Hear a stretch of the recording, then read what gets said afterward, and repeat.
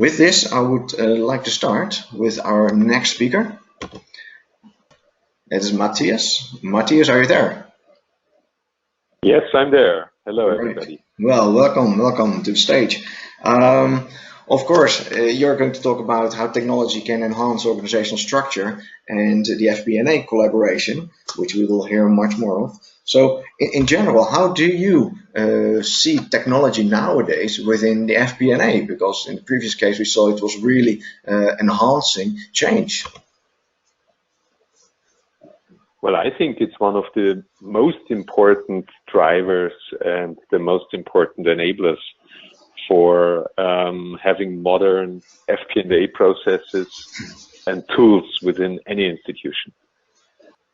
So, as I said, I think actually new technology is a facilitator for any modern organization, and this is true for the part that is dealing with FP&A.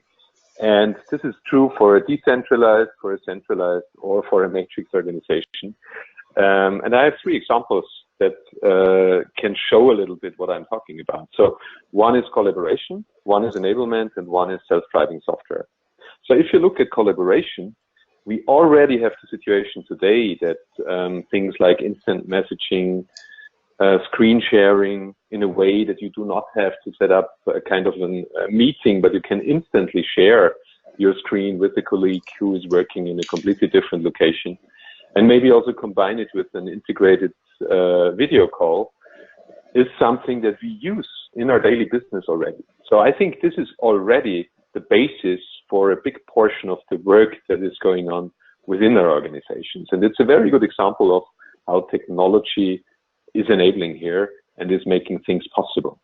Probably the innovation for collaboration is not so much regarding the core functionality, because that's already there. I think the pain today is more that it's not stable enough. So I think everybody had experiences with Skype sessions breaking down suddenly. And also mobile connectivity is a big topic. So if you get used to these tools, then of course you also get used to using them wherever and whenever you want. And if you're in a car and your mobile connection breaks down or your data bandwidth is just not big enough, that's definitely a pain. So I think that's also the spaces where we will see future innovation, technological innovation that will help even more to collaborate. And it's actually all following one single goal. It's the possibility to collaborate with anybody, anywhere, and anytime is also something that we could add. Yeah. So a second thing is about enablement. So there are a lot of processes within software applications and also outside software applications or across software applications within our companies. So let it be something where you want to get an approval for some holidays, or where you want to get an approval for hiring a new person for your team. Whatever it is, there are certain things that you have to do in a certain order. So there are rules that you have to be aware of, and not everybody knows what these rules and what these steps are. And the innovation here is that with the digital assistants and the chatbots that we see more and more popping up within companies, one example is the Unit 4 chatbot Wanda, which can also be used in connection with FP&A questions, of course. It is much easier to get the necessary information because you will have a digital assistant guiding you through such a process. So instead of reading a manual, you can just start to work on the topic and you get interactive support by a digital assistant in doing the necessary steps in the right order. So I mean, what you're saying actually is that a lot of, let's say, normal processes which you would learn, we sort of it gets automated, and you can also roll it out through regions or actually scale up throughout your own organization. Yeah, definitely. And of course, it's also true for the FP&A department. So an example for the FP&A department would be if you want to know what, for example, the revenues in February have been for a specific country and how these revenues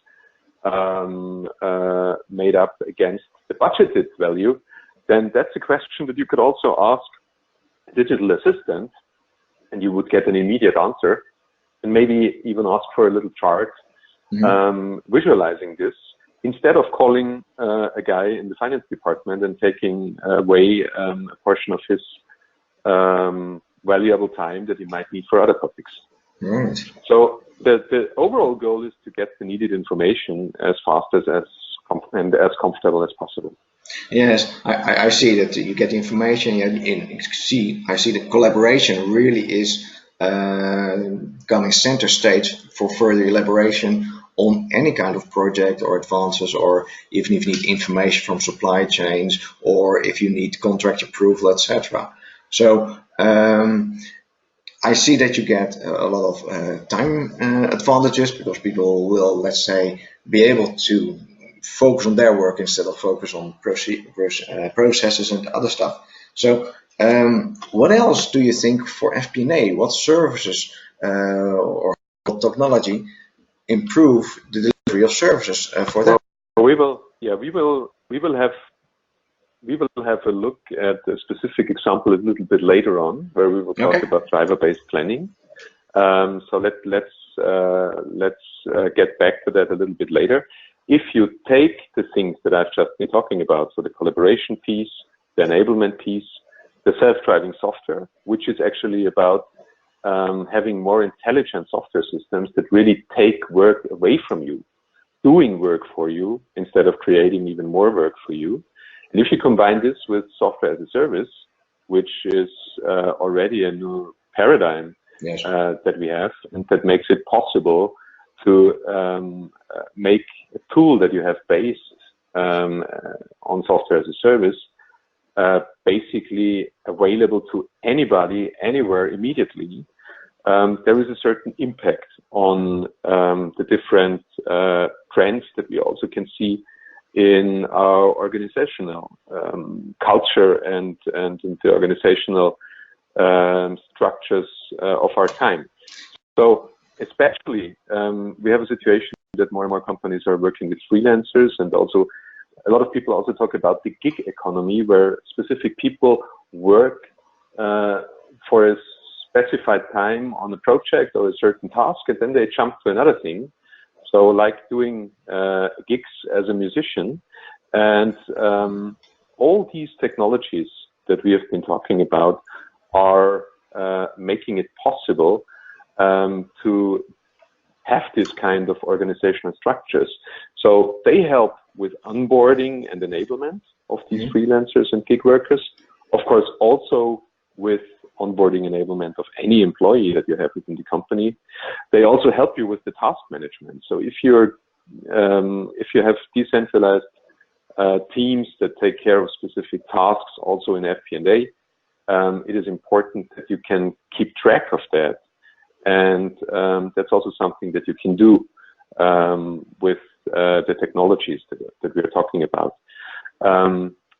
Doing a lot of things out of your home office is definitely also a very big trend that we can see. So a lot of people are demanding more and more, especially if you look at the younger generations in our companies, that they want to work from home, or at least they want to work partly from home. And that's definitely also something where these technologies are crucial. And another interesting thing is crowdsourcing, also from an FP&A perspective. So there are always certain questions where it is not the case that you have a real factual answer. So, for example, if you think about where the oil price might go during the next 12 months, well, that's definitely something where different people will have different opinions. And with this technology, for example, you can establish a forum where you have 10, 15, 20, 50 people who are knowledgeable and who will have an interesting opinion on this. You can ask them and collect their estimates and their forecasts, what will happen, and make this part of your reasoning within the FP&A processes in your company. Right. Have you seen, or are you afraid that perhaps specific people will be starting more micromanaging, because they now have so much information that they will start researching more and more, that on the one hand, sure, they can dig deeper into the data, but also they can get more people involved, which perhaps should not be involved. Have you seen anything like that happening? Because that would then again make the structure more rigid within finance. Yeah, I think partly this is the case indeed. And at the end, I think it's, of course, always about also a certain decision on how you want to handle specific things within your organization, and also the discipline to do that. So yeah, definitely, you can see that, and it's the question how you deal with the situation. Okay. Well, interesting. Let's go to the more example. You talked about driver-based planning, which within FP&A is sort of the future to be, away from traditional budgeting and other methods available. So with an example like this, which departments would now be involved? Because the data is there and many people will be accessing the way of, okay, where are we going? There's going to be a lot of input. How things are normally managed these days? Well, I think if you look at driver-based planning, it's a very good example for how important collaboration is on the one hand, and on the other hand, how important it is not only to define a budget figure, but to really reflect and think about how this figure comes together. And if you look at driver-based planning, there are a few elements that you can see in this little chart here. Yes. So the first one is that you work with a defined logic and application that you use for this driver-based planning. And where certain things, like, for example, the calculation, how a specific deal for a software company translates into revenues, into subscription fees over the next years, into the annual recurring revenue, how the churn will be, is not part of the discussion anymore because it has been defined.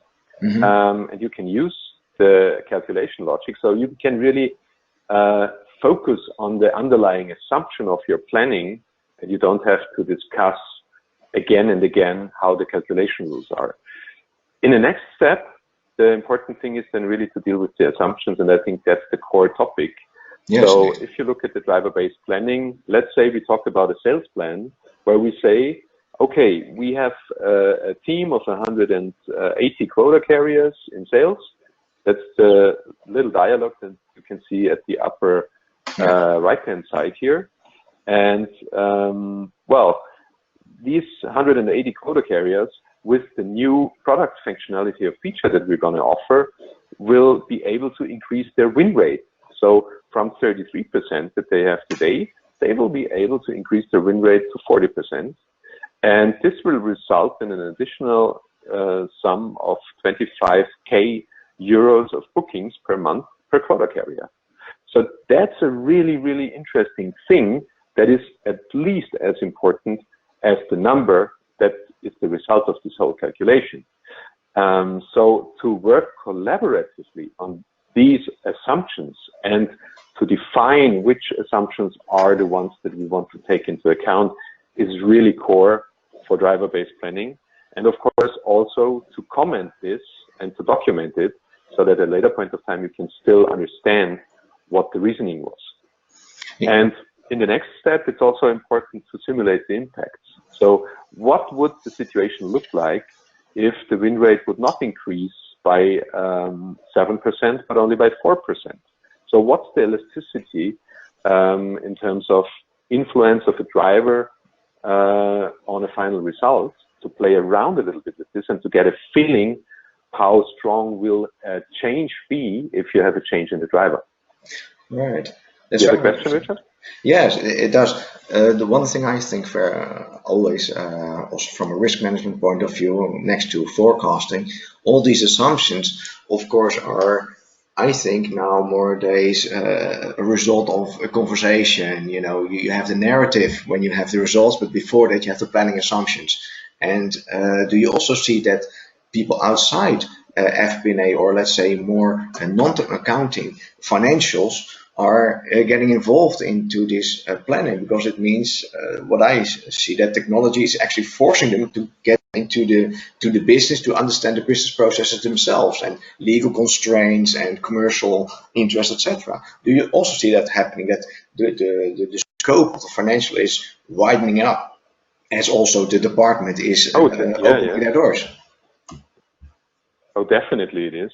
So that's definitely the case. It's getting more and more interdisciplinary, and for discussing and deciding on a business case like the one we just had a look at in this example, it's definitely necessary to involve a number of different people. So you have to talk to product management, you have to talk to finance, you have to talk to sales, and the FP&A team is the team that really organizes this interdisciplinary discussion. Okay. And at the end, what you also need, can you stay with the slide just for one more second? If you stay, Yes. At the end, what you also need is definitely something that you can give out, which summarizes all the assumptions and shows the impact, to explain what the reasoning for this was and to make it possible to decide. Yeah. And that's also something in a good system. You should spend less time on creating this final report and summary that, of course, has to look nice and has to have all the important information in a way that people can really understand it. Yes. The system should produce a good technology for FP&A, should produce this kind of report out of the box if you have made and done your assumptions and filled in your numbers. All right. Well, very briefly. So that's it about driver-based planning. Yes, very briefly. Because of course technology and people, sometimes they mix. So what do you see, very briefly, the challenge ahead for FP&A and also the superiors working there? Well, I see, and that's especially the case if we talk about artificial intelligence, which is definitely a big topic today, that there is quite some fear around, fear of the unknown. So when we talk, for example, about using artificial intelligence to do forecasting, to use it for other topics, then a lot of people ask, why should I trust the black box? I don't know exactly what's going on in there.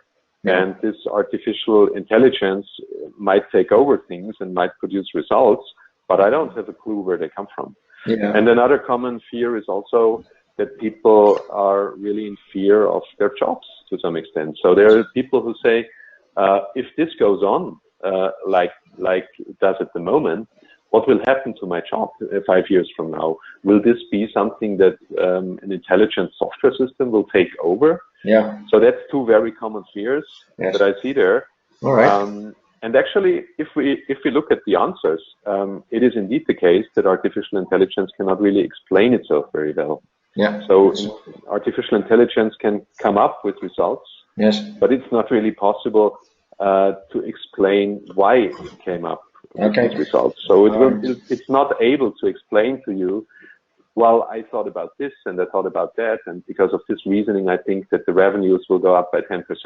Yeah. This kind of reasoning is something only a person can give to you. So the only way to create trust in the system is really by experience. Using it, seeing that it works, and at some point gaining trust because it really works and it gives you good quality results. Yes. And another bottom line is that artificial intelligence is still relatively silly.